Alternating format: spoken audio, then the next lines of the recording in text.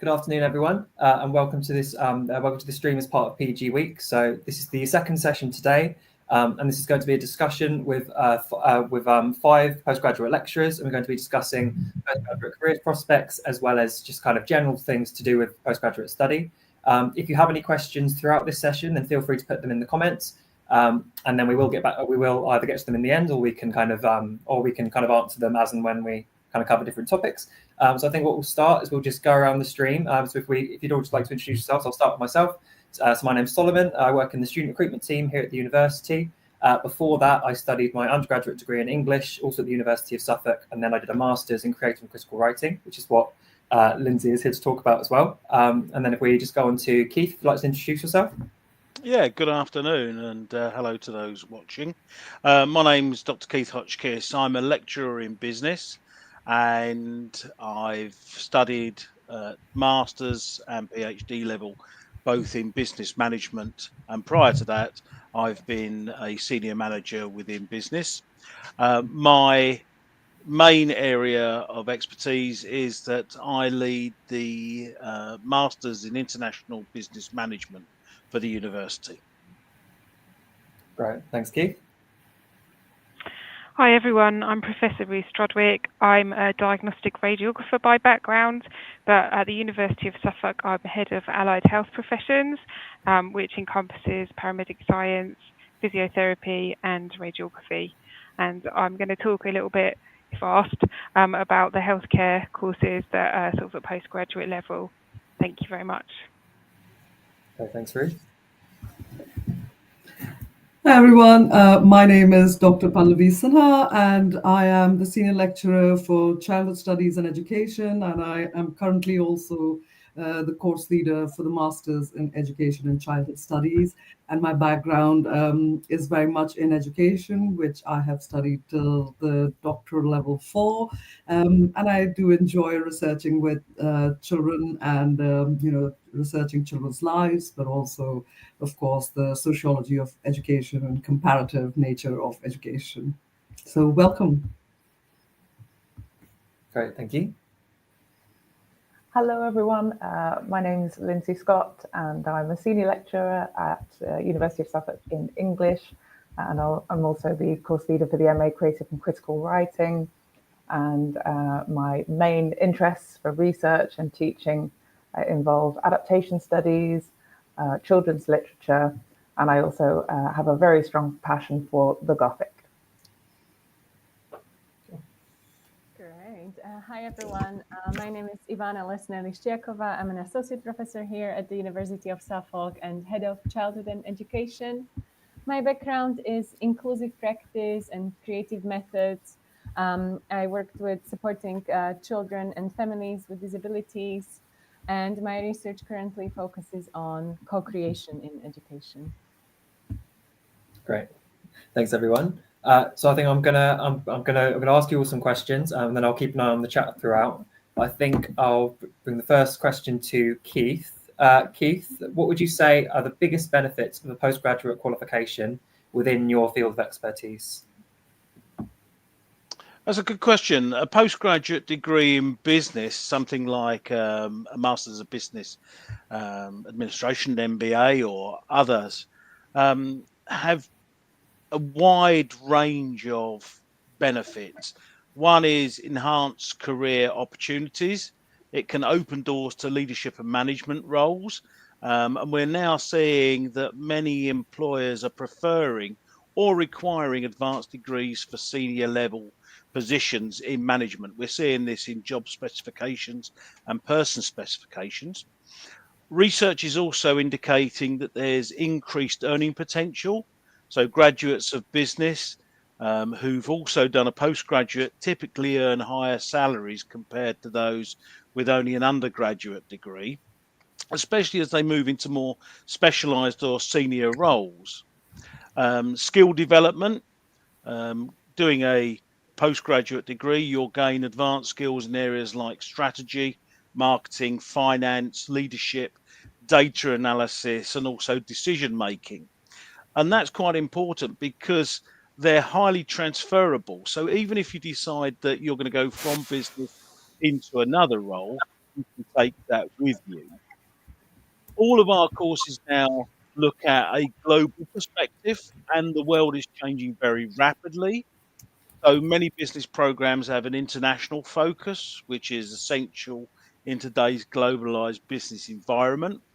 This prepares our students for work with diverse teams and tackles the international business challenges like culture and current trends with things like ecology.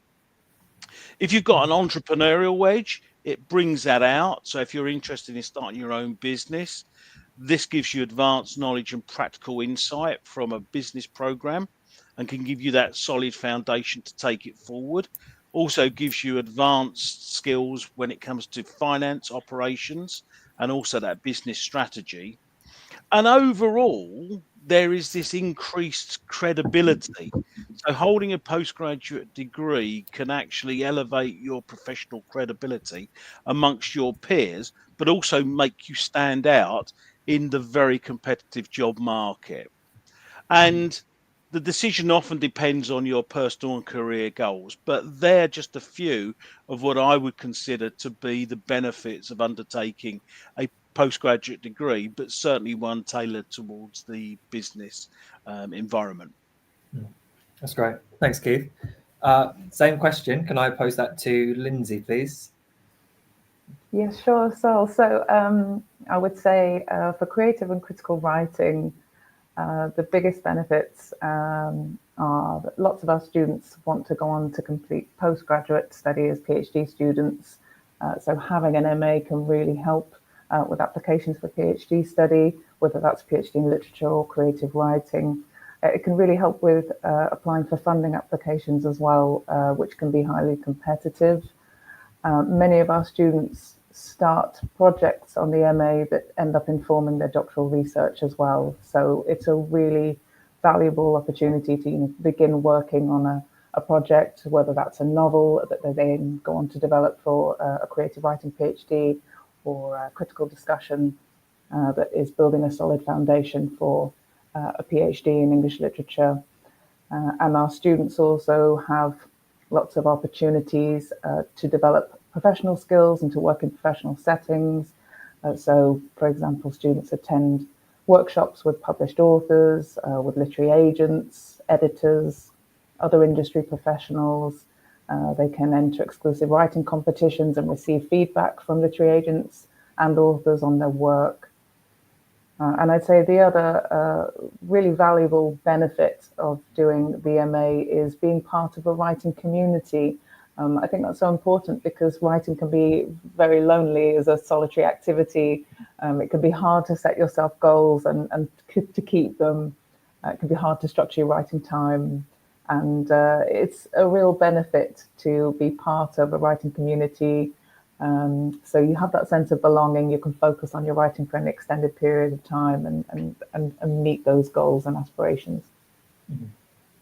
That's really great, Lindsey. Like it's really interesting, like what you brought up there about being part of a community. Like regardless of whether you're doing English, whether you're doing any other kind of subject, it's still like you can't really put a price on just being around other people who are pursuing similar interests, even if they're in like slightly different research, like researching slightly different things.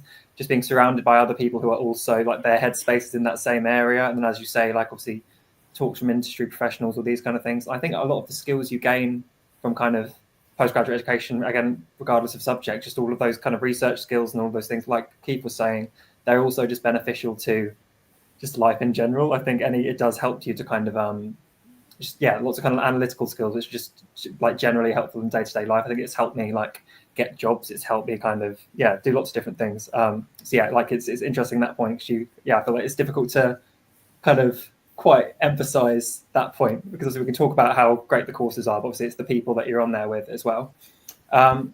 So what about Ivana? Would you be able to answer that question as well? I think I agree with what everyone has said, but it's about career progression, standing out on the market, being in the kind of competitive environment a little bit more. But maybe something that hasn't been mentioned is about guiding others and influencing change. So being a leader in the direct relationships that you have in the workplace, and having that confidence that you can be that influencer, and making even policy changes in your organization. So in education, that would be in schools or in other organizations that work with children and families. And that just that depth of knowledge that the master's degree gives you that confidence, and as well to do that, to make that happen. So you have the degree to show that you can be a leader, but you actually also feel like one. Yeah, of course. So the next question I'm going to ask is, what are the main differences between a postgraduate taught degree and an undergraduate degree? Can I go to Pallavi for this one? Thank you, Salman. I think, it's really important to mention here that a master's program is very much you owning the space. It's you sort of leading, directing your studies.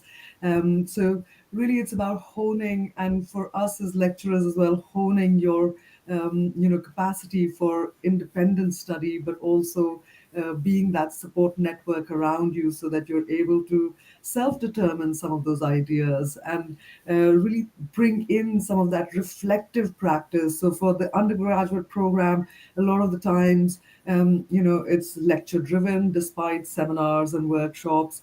And we do try to still create a non-hierarchical space here at the University of Suffolk. But here, this is a great opportunity for master's students to really come through with, the expertise that they bring to the program. So it's not just your life experiences, but also professionally the kind of, knowledges and experiences that you might have gone through. And it's really about acknowledging that. For us, it's really about acknowledging that and, helping you shape that pathway according to what you would like to pursue. So, it can be very much tailored. And again, here is a huge opportunity to do research and really take on areas that you feel invested in, which can sometimes be at a much smaller level at the undergraduate program. So really, I think the difference is here that a lot of it with the masters is you owning your studies, and us being just the guides and the kind of nourishers to your academic being. Yeah. So you've kind of covered this a little bit in your answer, but just a follow-up question.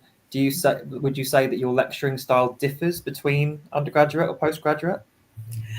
I think yes, to some extent, because there's more space for us to really have seminars and students leading it. So there's lesser sort of, that very heavy-handed lecturing within the masters, at least in childhood and education. And there's a lot more openness for students leading seminars or, having done the reading to come and unpack ideas rather than necessarily just focusing on lectures, which is possibly more so within undergraduate levels, if that makes sense. Yeah, that makes sense. I think I'm going to take a break from my questions here. We're going to bring up a question from Instagram. I think this will only apply to certain courses. If this doesn't apply to your course, then feel free not to answer. But is there any vacation for January intake students? Is there anyone who'd like to respond? Certainly, I can talk for the pre-reg masters radiography and adult nursing courses, which start in January. So they do follow a similar pattern to other courses. So there are vacations, there are breaks, but they would fall at a different time of the year. So our students have shorter breaks on those courses because they're 2-year intensive courses, and they need to do practice placements as well. So I can speak for those courses, but all the rest of the courses that we run are September intakes. Yeah, I think just in general, obviously all of the courses do have break times. They don't make you just work non-stop throughout the entire year, so you will have break times.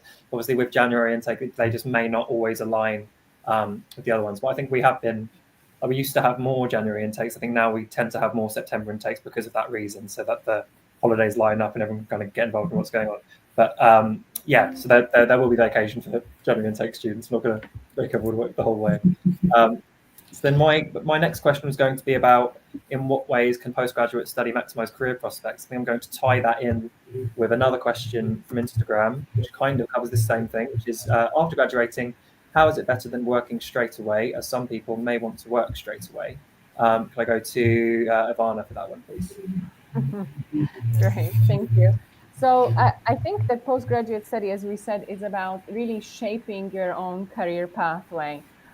Many of our students in education actually do keep their jobs, at least part-time, along their master's studies. So we're working with professionals who want to be at work and who are gaining a lot from being in practice directly, and tying that in with their postgraduate studies as well. So our timetabling takes this into consideration, that how much time students have to be on campus, and that they get the most out of that experience, at the same time as still being able to keep their professional lives going, because they don't want to interrupt their existing careers. I think that's really important.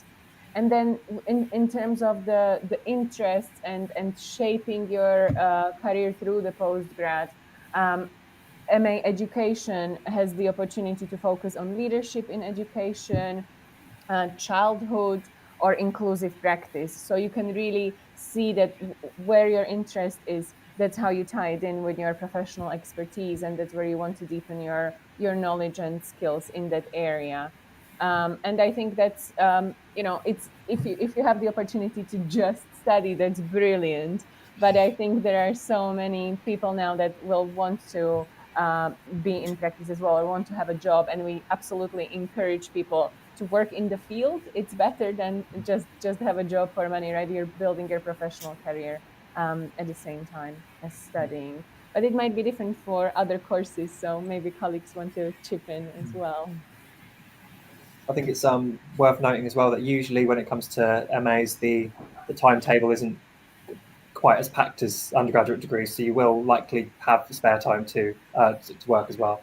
And yeah, like similar to what Ivana was saying, it makes sense to kind of, if you are studying and you are kind of pushing your knowledge in the subject, it does make sense to kind of seek work alongside that. That also, like, to make sure they kind of benefit one another. So like your work benefits your study and your study benefits your work. I think that makes perfect sense.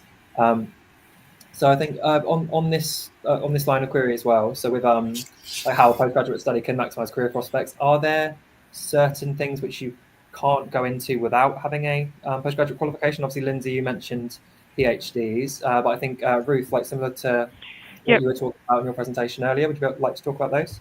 Yeah, of course. So first of all, similar to Ivana, that most of the students who study at master's level who are healthcare professional will still be working, most of them full-time actually, and doing their studies in addition to that, and they'll be released to attend lectures and to have some study time, but most of them will still be working full-time as healthcare professionals. So that's something we have to bear in mind.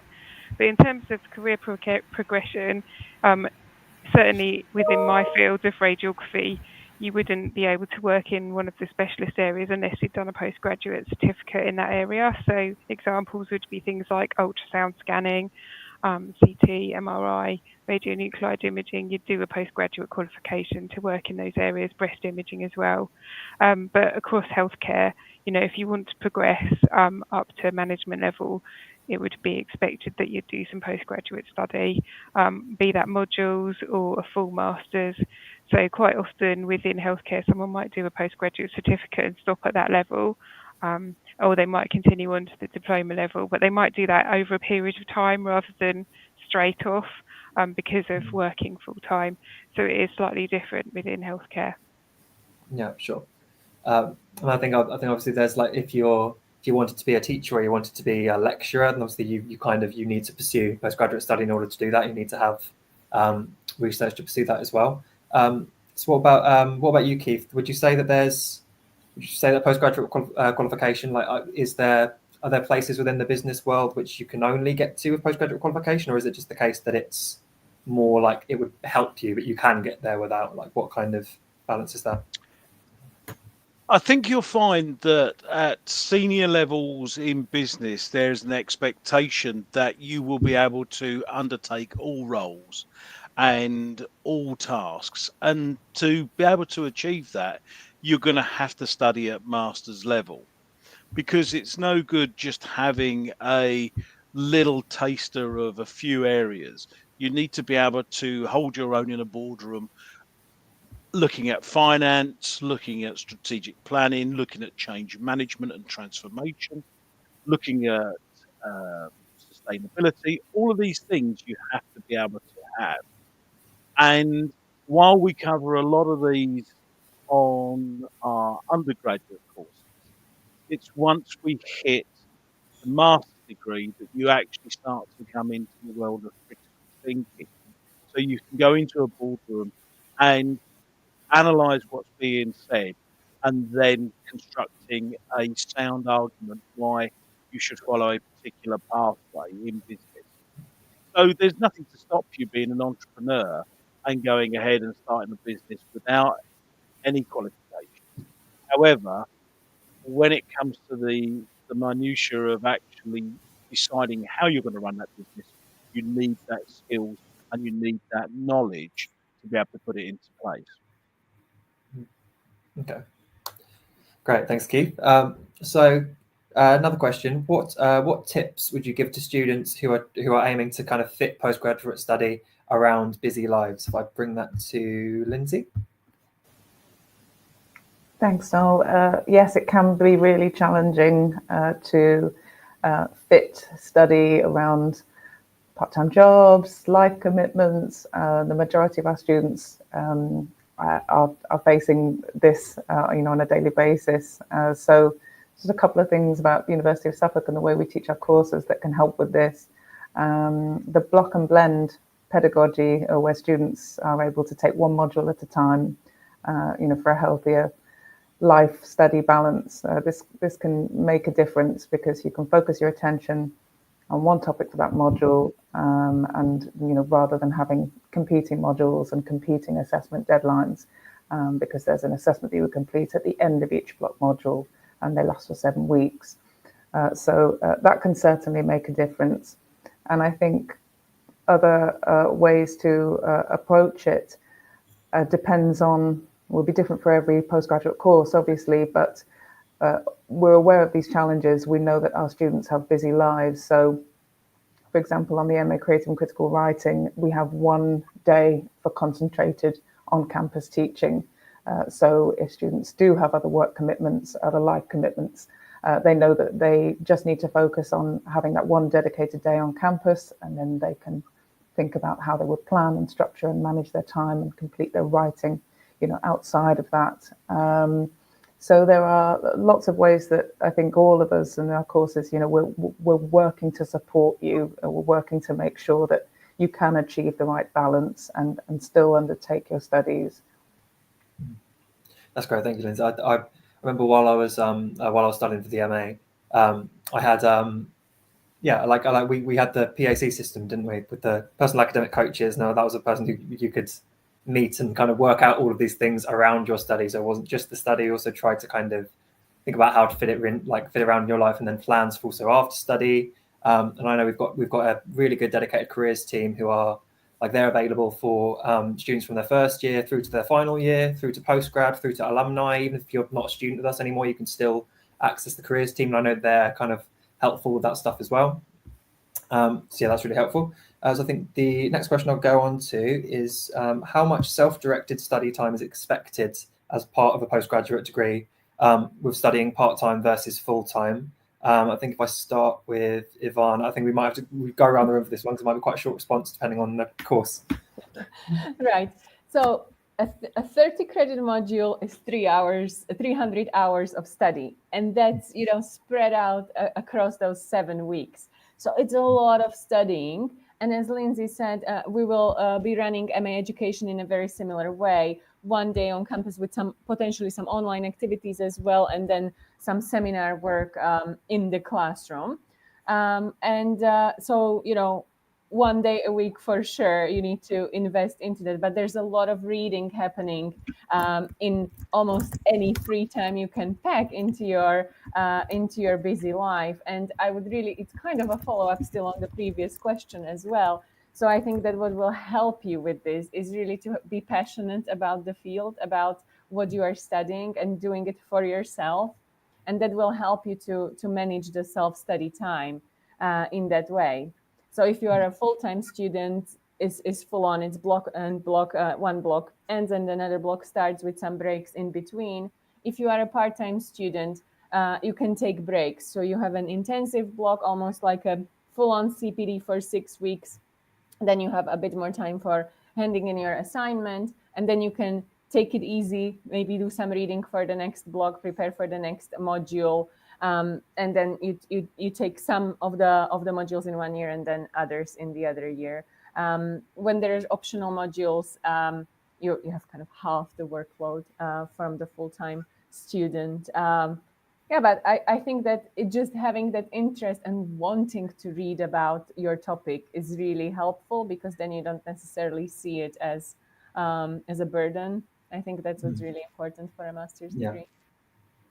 And I remember on the creative and critical writing degree, obviously we had a huge, vast reading list, but none of it was mandatory. It was like, obviously we had loads and loads of the text which we could study, but it was up to us which ones we thought most relevant and which ones we wanted to pursue. And I think that process was really helpful as well, because obviously you can focus on the things that kind of you're excited to write about and you're excited to kind of research. And I think that kind of helps as well. If we can come to Keith now.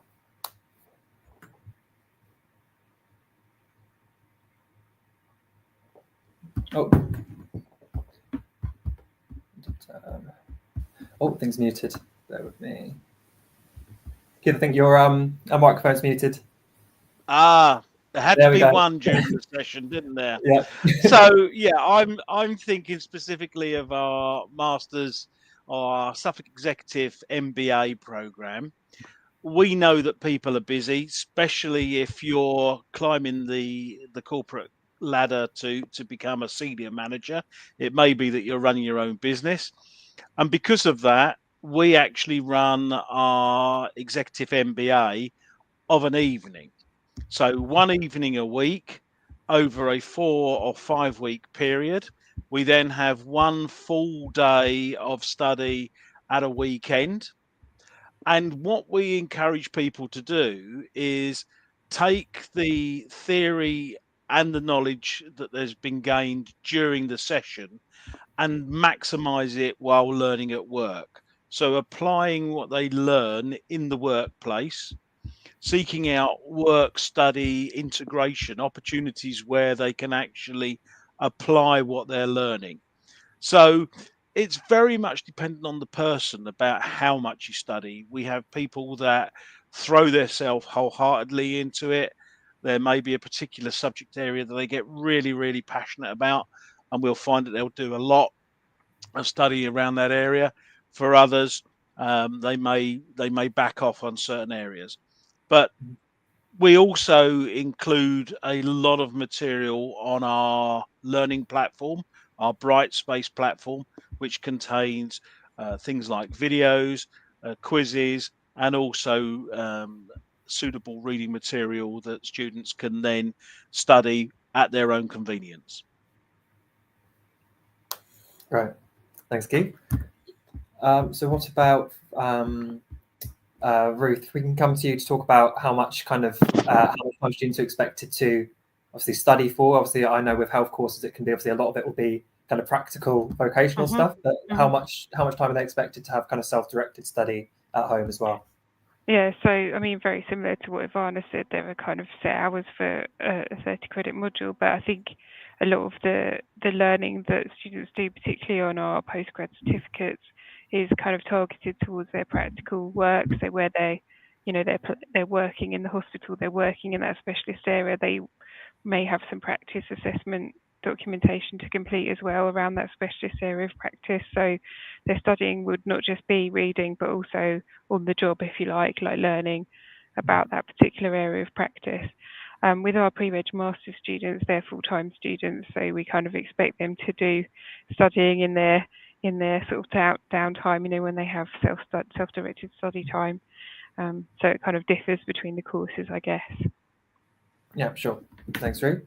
So now I'd like to talk about if anyone has any success stories from like previous students who have studied on your courses and gone on to do things after. So I think if we start with Keith. I'll remember to unmute myself this time. I can certainly think of students that have studied on our executive MBA program, and they have gone off and used what they've learned both to take them forward to do additional study through either a PhD or another form of degree. And they have also spoken to me about how it's helped them, maybe just one or two bits here and there, to communicate clearly what they're trying to get across and how that's impacted in their job role. And I think that's something that's often missed, is that it's more than just a bit of paper. It's that knowledge that you get that you can take forward and use in your daily life, both in the workplace and outside of it. So things like being able to research and make your own mind up about something. Great, thanks, Keith. What about you, Lindsey? Yeah, thanks, Noel. Lots of success stories, yourself included. Lots of our students have received distinction on graduation. A high percentage of them have gone into PhD study. Some of them are studying for their PhDs here, which is wonderful. Others have gone to other UK institutions. Some are studying overseas. Lots of our students have received professional recognition for their writing achievements as well, which is wonderful. Last year, we had a student who was shortlisted for the Women's Prize Discoveries, which is an international competition. And so she was down to the top 6 out of over 3,000 entries. It's, giving them an opportunity not just to hone their skills, but to have success so that they can get recognition for their writing. Another student in 2023 received a fellowship on the Escalator program at the National Centre for Writing. And it's the opportunities again, isn't it? As Keith was saying, and if you have a course that is designed to give you as many opportunities as possible to network, to meet with people in the industry, to make connections, to enter competitions, and then it not only increases your confidence, but it's those important next steps that are going to make a difference after graduation. Great, thanks, Lindsey. What about Ivana and Palawi? I know you both teach on kind of similar courses. Do either of you want to cover this one? Yeah, I wanted to talk about the opportunities and tell you about how we involved our students in a research project, and then Palawi can tell you a couple more success stories as well. Cool. We involved our students, wanted to be involved in our co-creating learning hubs project, which was an initiative internally at the university of how to make effective online learning for skills development. So students were involved in this educational research, and then they got to present at conferences, write publications with us, be involved in the live research process together with academics. And it was interdisciplinary, working with the history team as well. I feel that this was a real success, and they went for an international conference to present papers. So I think that was great, and it gave them confidence professionally to then be able to do that about their own research and in their own practice.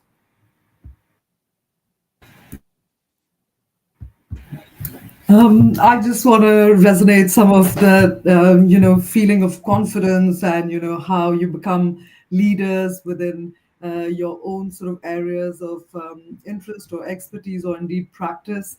We found that, of course, some of our students have, gone on to do doctoral programs here with us or elsewhere.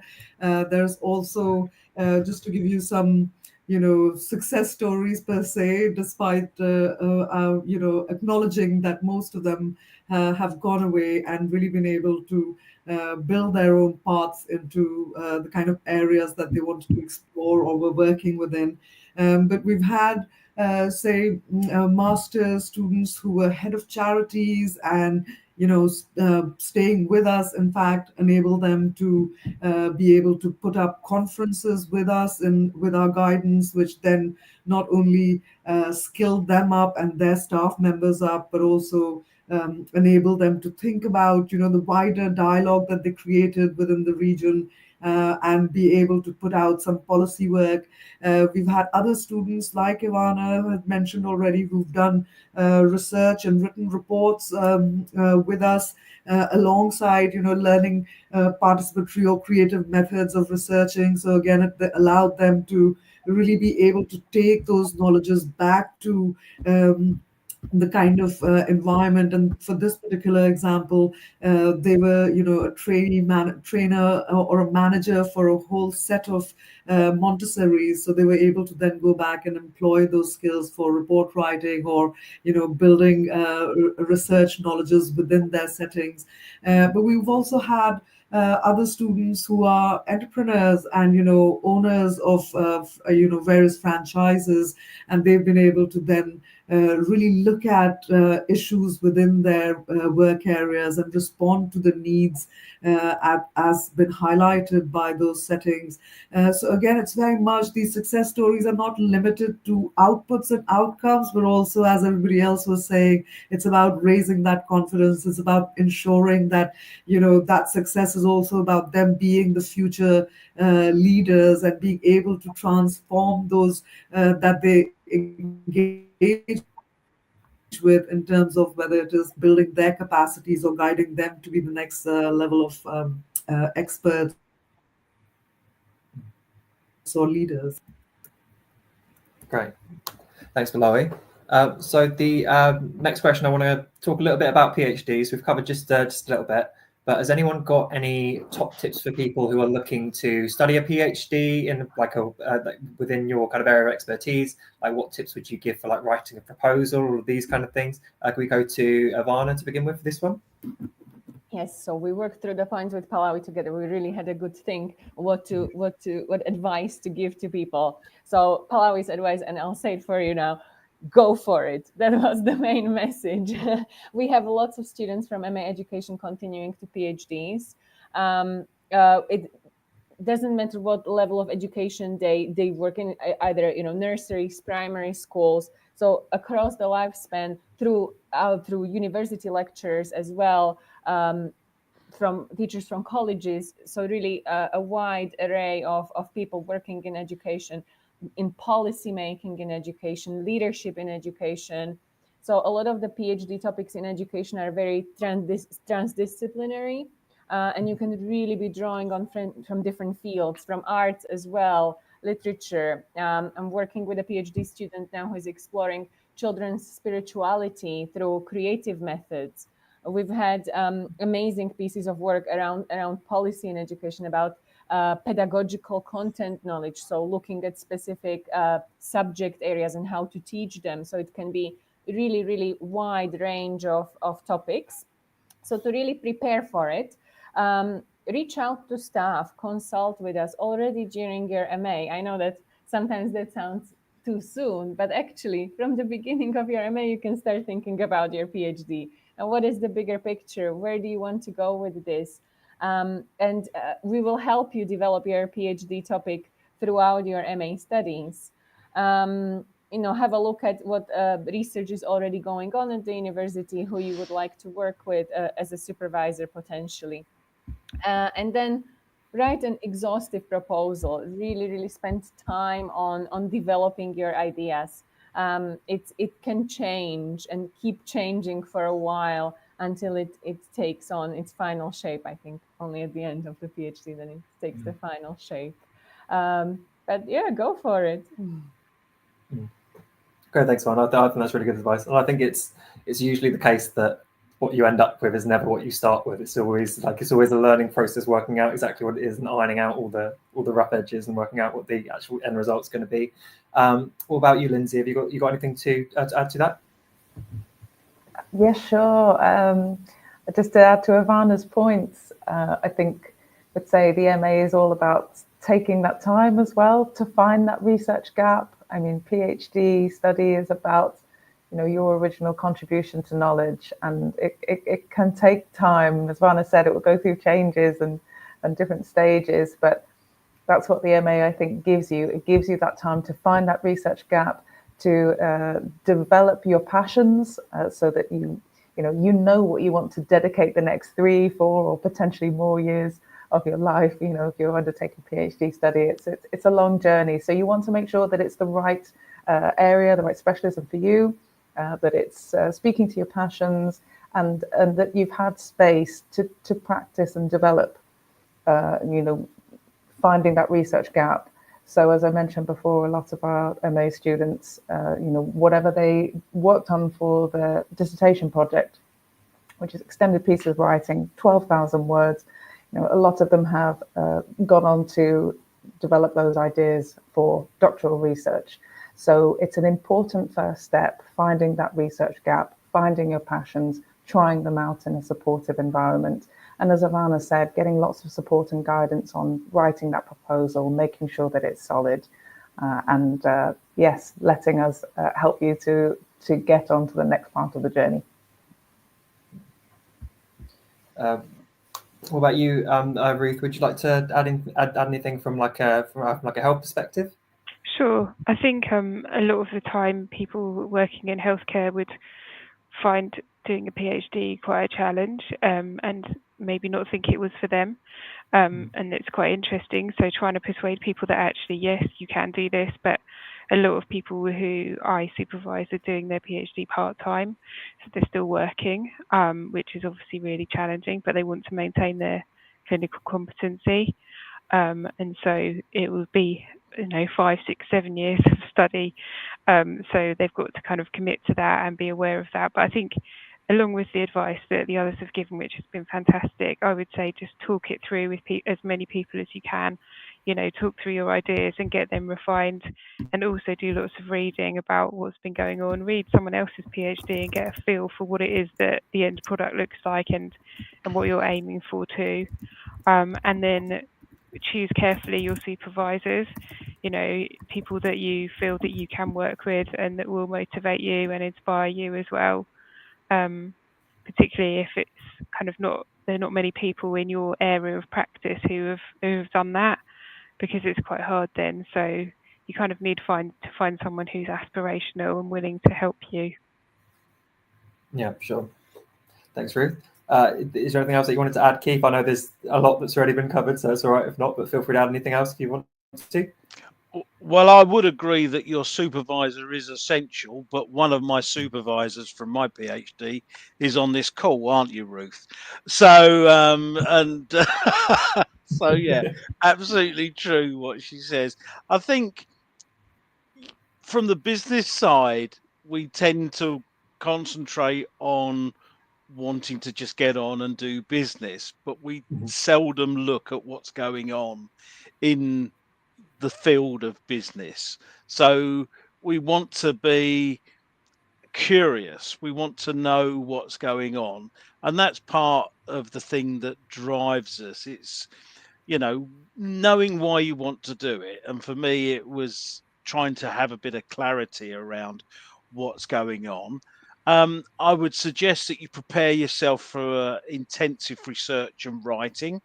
So your research skills will improve dramatically, as will your writing skills. You've got to be able to develop a strong support system. That's both mentors and peers, but also the people around you. And I would say that nobody else will be interested in your family network. You may think that it's the most exciting thing in the world. They will have no interest. But we're very fortunate at the university. We take mental health and mental well-being really seriously, and we pride ourselves on having a support network there with a number of different avenues to help you go through your whole career in academia. So be that from an undergraduate, postgraduate, all the way through to do a PhD. Expect to face setbacks. So resilience is the key, and being an excellent time manager.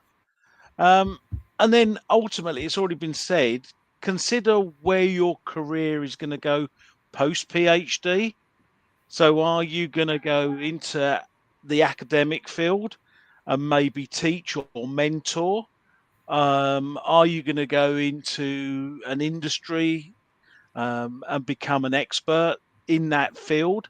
So yeah, it's stuff like that. But I think overall, you must stay curious and be open to change, because where you think you start may not be where you finish. Yeah, sure. Thanks, Keith. So I've got one more follow-up question. This is a question for the room. So obviously we have things called conversion masters. Obviously, if someone can do an undergraduate in anything, but then they can do a conversion masters and kind of learn a different field.